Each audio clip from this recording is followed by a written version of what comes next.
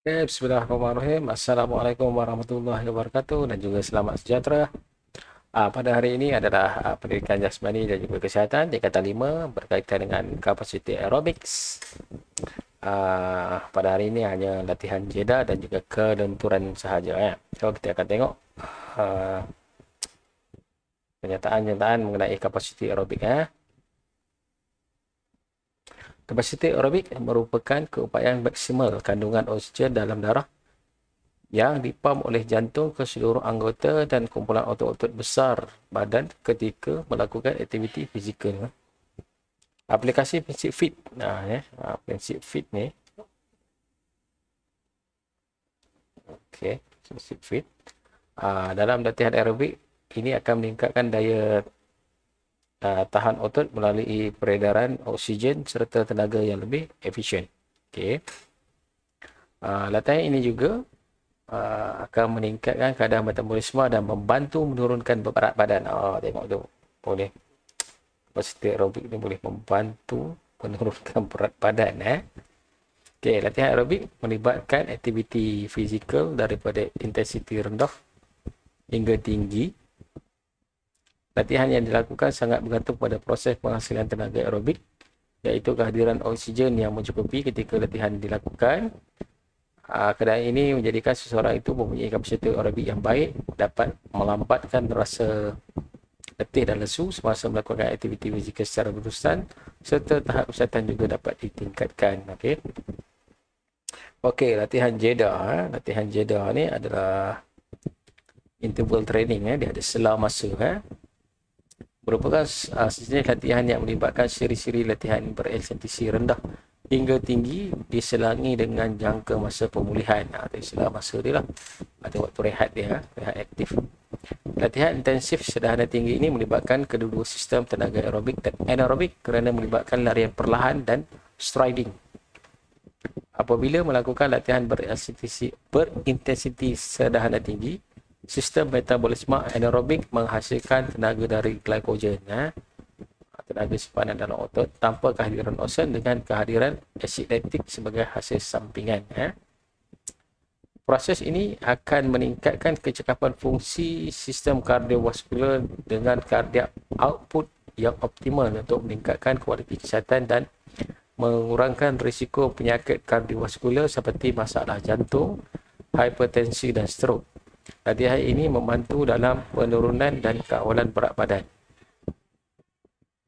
Latihan jeda berintensiti sederhana tinggi ini juga akan dapat meningkatkan adaptasi sistem tubuh untuk mencerna asid laktik yang dihasilkan dengan lebih baik dan sekaligus meningkatkan keupayaan murid untuk berlatih dalam jangka masa yang lebih panjang.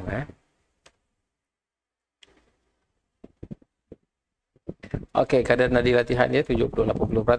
Tempat yang boleh dilakukan adalah track 400 meter, padang bola sepak, gelanggang permainan atau taman rekreasi. Jangka masa 25-30 minit, frekuensi latihan 3 hingga 5 set setiap minggu, 3 hingga 4 kali seminggu lah. Nanti kalau ada ni saya bagikan link yang mana latihan jeda tu dilakukan.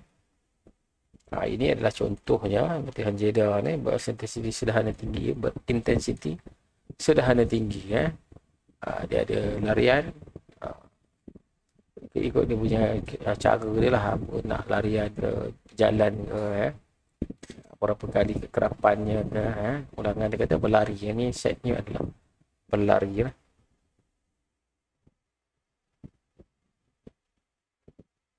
Okey, kalau untuk keselamatan, pilih kawasan yang rata dan tidak mempunyai halangan.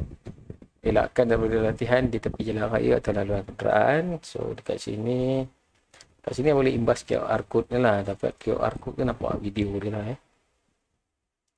Otot yang terlibat semasa latihan jeda ialah gluteus maximus, sartorius rectus femoris, rectus medialis, bicep femoris, semimembranous, semitendensus, soleus dan rostus nimis. Itu adalah otot-otot yang terlibat lah. Kelenturan. Kelenturan adalah salah satu komponen kecergasan otot berasaskan kesihatan yang memainkan peranan penting dalam kualiti pergerakan seseorang semasa melakukan aktiviti kecergasan.